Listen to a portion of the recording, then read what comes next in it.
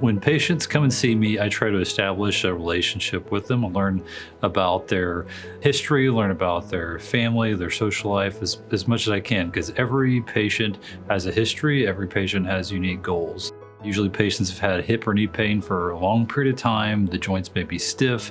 They may be using a cane or a walker to get around. Some patients have even been suffering so long they're in a wheelchair. And so when I see them, I take their history, look at x-rays. We'll talk about treatment options, including non-surgical management.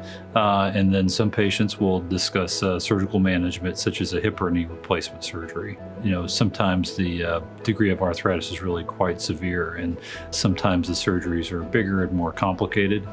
There are other patients who get referred to me if they've had a hip or knee replacement and for whatever reason they're not happy with it, or the hip or knee replacement is painful, or they've had dislocation events or instability events.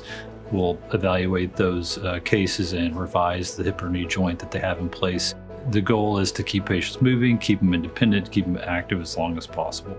Recovery after hip or knee replacement, it can take a few weeks to a few months. And so it is a process. And so I've become very close with my patients. I learn their goals.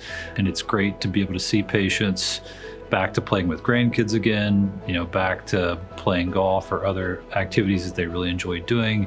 I love hearing about their trips, to Europe or wherever they're going and walking a lot of steps without pain and really just enjoying their lives. So that's really the most fulfilling and meaningful aspect of what I do.